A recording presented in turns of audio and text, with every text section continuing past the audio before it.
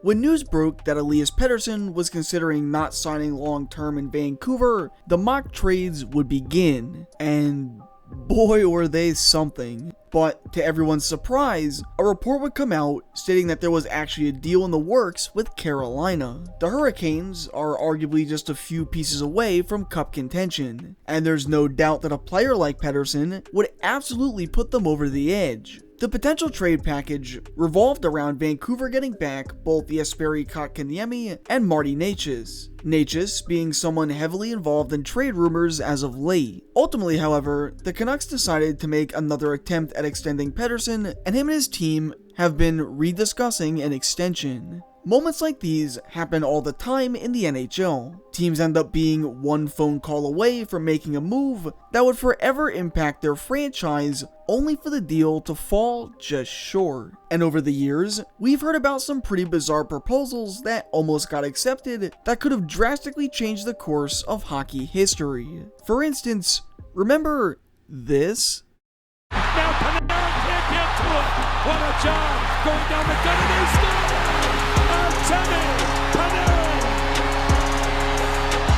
This moment will forever live in infamy, as it was the loss that would eventually begin a dominant 2-year run. The underdog wildcard Columbus Blue Jackets would sweep the historic 62-win Lightning, stunning the hockey world. Almost immediately after this loss, it seemed as if the media and the fans everywhere were beginning to panic. Head coach John Cooper's abilities to lead a team to playoff success got put into question, and numerous outlets were already debating on which players needed to get shipped out in order to make the team better. And, well, as it turns out, a little bit of that panic began to sink into Tampa's management as well. The team was beginning to experience a serious cap crunch in which it would make it hard for the team to acquire any assets, and the team was open to the idea of making a major move. Per the Jeff Merrick show, quote, he said numerous times that at the 2019 entry draft in Vancouver, Tampa was looking to trade Nikita Kucherov. This in itself was a shock, as Kucherov was the reigning NHL MVP, but it wasn't until 2022 where Merrick revealed that he finally heard what the rumored return would have been, and it was none other than Leon Draisaitl. Now, apparently, the Oilers had always seemed open to the idea of moving Leon, as one of the most famous trades that were almost accepted featured him getting traded to Montreal for PK Subban. And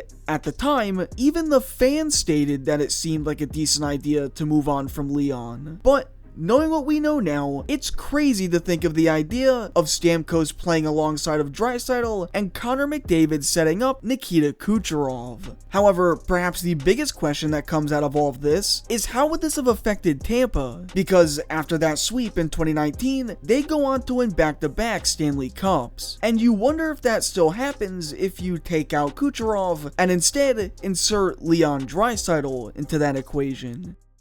Another bizarre idea to think about is Mario Lemieux in a jersey that wasn't Pittsburgh's. Now, was this ever going to happen? No. Why would the Penguins tank as hard as they did just to trade away the first overall pick? Well, at the time, it was actually a pretty common thing to do. GMs would finesse bad teams by offering veteran upgrades in exchange for the first overall pick. Montreal did it, and Philly did it, and they would also hoist the cup. And come the 1984 draft, a few teams would attempt to do the same. Montreal would offer the Penguins a package that revolved around Guy Carbonneau, several players, and draft picks, and the North Stars offered their entire draft before it was cool for the Islanders to do so back in 2012. However, the most intriguing offer came from the Quebec Nordiques, who offered the 15th overall pick and all three Stastny brothers. Essentially, an entire forward line and a pick 14 spots down. Normally, this would make any GM's jaw drop,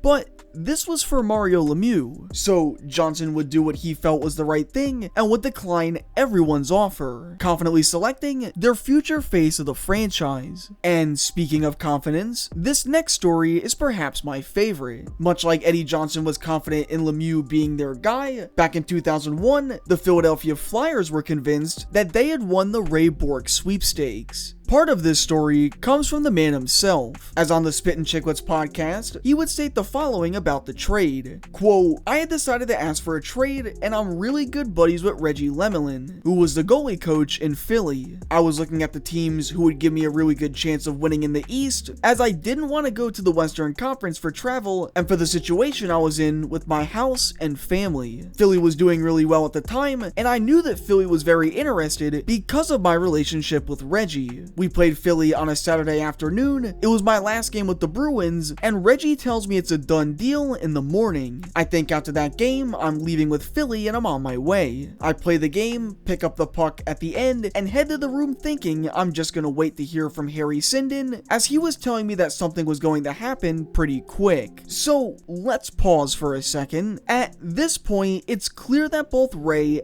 and the Flyers are confident that this deal is going to happen. I mean, even the goalie coach said it's a done deal. But Bourque continues by stating, quote, I'm trying to reach Harry after the game and I can't reach him. And then he finally calls me later that night and says that I'm gonna have to sit tight and that there's other teams involved. I'm like, well, you know where I want to go. Ray made it clear that he wanted to play in Philadelphia, but he'd state that he'd start getting phone calls from Patrick Waugh and then members of the Avs organization, and the rest was history. There's a few details that I also wanted to mention, however, that make this story even more interesting. Supposedly, the reason why the deal fell short was that Philly didn't want to trade away Simon Gagne, a player that Boston insisted had to be a part of the deal. There were also rumors saying that the two agreed upon Damon Langkow going to Boston instead, but that's simply a rumor. Another rumor that come out of all of this, which if true is absolutely bizarre, is that the Flyers were so confident that this deal would get done that they already began making Bourque a jersey. Many, including myself, believe that had Bourque went to Philly, surrounded by that core that already looked poised for greatness, that he still would have captured that Stanley Cup he was desperately hoping for.